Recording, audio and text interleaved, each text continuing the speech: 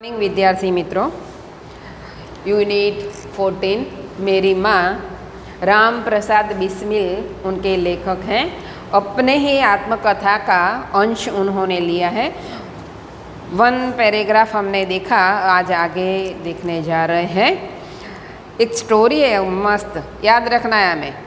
एक समय राम बिस्मिल के पिताजी ने एक दीवानी मुकदमे में किसी पर दावा करके वकील से कह गए थे कि जो कोई काम हो वह राम बिस्मिल से करा दे। क्या किया था उन्होंने भी? तो राम बिस्मिल के जो पिताजी थे उन्होंने किसी पर एक केस किया था, दावा दर्ज किया था। तो और वो बाहर चले गए और वकील को कहकर गए कि भाई जो कोई काम हो तो मेरे बेटे से करवा लेना। कुछ आवश्यकता पड़ने पर वकील साहब ने राम प्रसाद बिस्मिल को बुला भेजा। मतलब क्या किया? वकील ने राम प्रसाद बिस्मिल को बुलाया, कुछ काम था इसलिए, और कहा कि मैं पिताजी के हस्ताक्षर वकालतनामे पर कर दूं। हस्ताक्षर, हस्ताक्षर मतलब साइन, हस्ताक्षर कर दूं। किसके हस्ताक्षर करने थे? उसके पिताजी के। तो पिताजी तो नहीं थे, पिताजी बाहर गए थे, लेकिन उन्होंने किया आपके पिताजी के बदले में आप साइन कर दो। तो वो तो सत्यवादी थे, राम बिस्मिल तो सत्य के पथ पर चलने वाले थे, सेवा करने वाले थे, सही मार्ग पर चलने वाले थे। तो उन्होंने क्या किया? वकील साहब को तुरंत उत्तर दिया कि यह तो धर्म के विरुद्ध का काम है, मैं कभी नहीं करूँगा। अब क्या करें?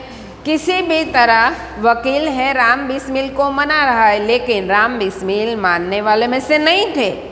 इस प्रकार का पाप मैं कभी नहीं करूँगा, जो कुछ होना है वो हो जाए, लेकिन मैं मेरे पापा की साइन नहीं करूँगा।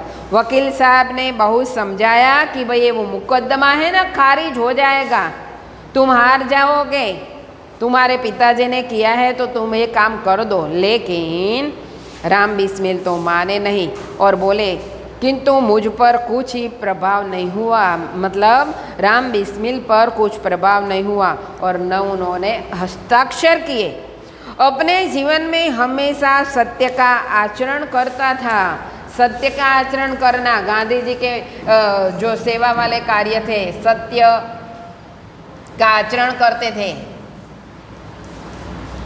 सत्य का आचरण करने वाले थे। गांधी जी थी जो छे, गांधी जी के नियमों के आधार पर चलने वाले थे वो, और सेवा करने, लोगों की सेवा समिति में जाना, पार्टियों में जुड़ना, लोगों का काम करना और सत्य का आचरण करना। इसीलिए अपने पापा का जो काम था वो भी उन्होंने किया नहीं।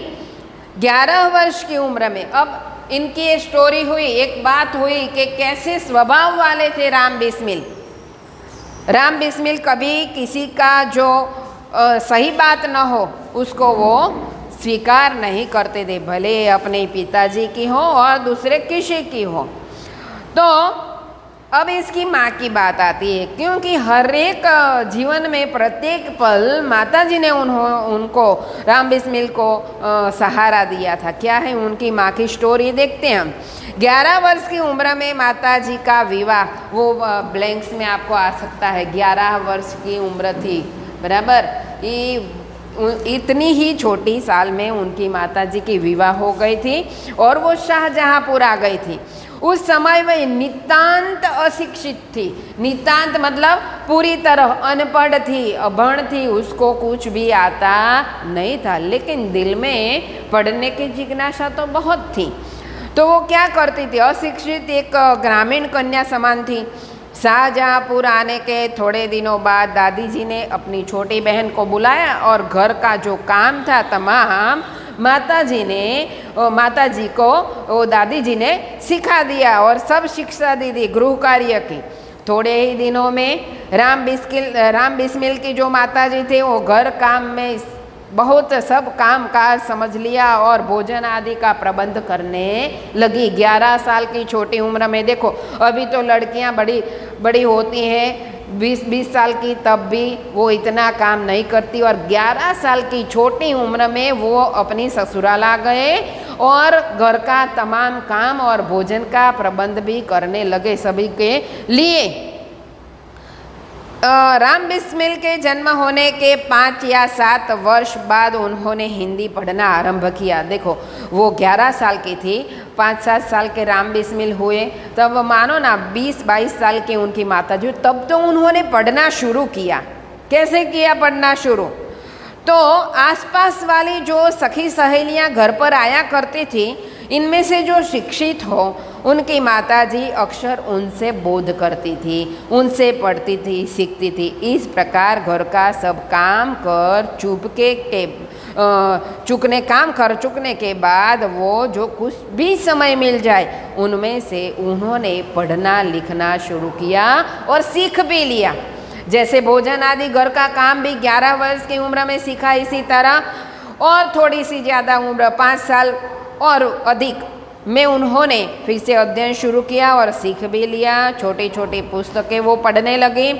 परिश्रम के बल से थोड़े दिनों में ही देवनागरी पुस्तकों का अध्ययन करने लगी। देवनागरी मतलब वो हिंदी लिपि वाले जो पुस्तक थे, देवनागरी लिपि बोलते हैं, उनमें उन्होंने अध्ययन करना शुरू कर दिया और पढ़ना भी उनमें आ गया। पुस्तक सभी वो पढ़ने लगी।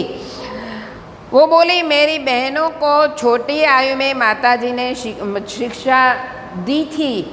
बोलो, नितांत अनपढ़ थी उनकी माताजी, सखी सहेलियों के पास से पढ़ी, और जब उनकी छोटी छोटी बहनें, राम बिस्मिल की बहनें छोटी थी, तब माताजी ही उनको पढ़ाती थी। जो नहीं, क्या नहीं कर सकते लोग, सब कुछ करते हैं, मेहनत करनी चाहिए। तो उन्होंने अपनी बेटियों को इसी तरह शिक्षा दी। जब से आर्य समाज में प्रवेश किया राम बिस्मिल ने, माता जी से खूब बातचीत होती थी, क्योंकि आर्य समाज की जो प्रवृत्ति थी, सेवा समिति की जो प्रवृत्ति थी, क्या काम करते थे राम बिस्मिल, उसके बारे में घर आके अपने माता जी को बताते थे। पिताजी के साथ कम बातचीत हुआ करती थी। तो उस समय की अपेक्षा अब उनके विचार में कुछ उदार हो गए। यदि मुझे ऐसी माता न मिलती तो मैं भी अति साधारण मनुष्यों की भांति संसार चक्र में फंसकर जीवन निर्वाह करता रहता होगा। क्योंकि पिताजी थे वो भी ऐसे बोल रहे थे कि भाई राम बिस्मिल की अभी शादी करा लो, तब माँ ही मना करती थी, अब तो पढ़ने की इसकी उम्र है, इतनी छोटी आयु में उनकी शादी नहीं करनी है। और माताजी ने खर्च देकर उनको आर्य समाज में भेजा, कांग्रेस समिति में भेजा, शाहजहाँपुर में सेवा समिति चलती थी वहाँ भी सेवा करने के लिए भेजा।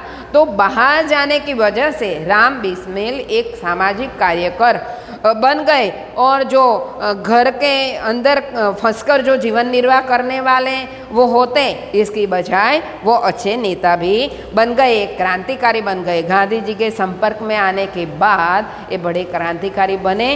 और मैंने जैसा बताया थी, एक डकैती थी, रेल डकैती, काकोरी रेल डकैती, उसमें उनका नाम आया। बाकी उन्होंने ऐसी कोई डकैती नहीं की थी, क्योंकि वो तो अच्छे भले इंसान थे और गुणी थे, सत्यवादी थे, लेकिन उनका नाम आया और उनको फांसी भी हुई थी। तो ये अपना जीवन कैसे उन्होंने चलाया वो सिखाया हमने 2 पैराग्राफ में। आगे एक उनकी माँ की जो प्रशंसा करते हुए वो बोलते थे कि जैसे मेजिनी की माता थी वैसी मेरी माता थी। तो मेजिनी कौन?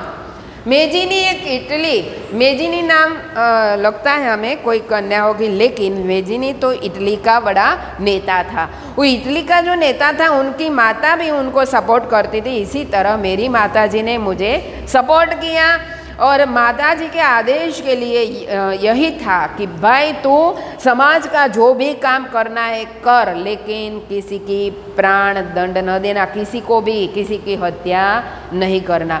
लेकिन वो काम करते करते 1-2 बार राम बिस्मिल की वो प्रतिज्ञा भी टूटी थी।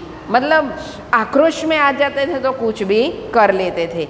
सही का साथ देने के लिए वो किसी को प्राण दंड भी 1-2 बार उन्होंने दिया था। अब आगे 2 पैराग्राफ हमको दिखना है, अगले पीरियड में देखेंगे। थैंक्स।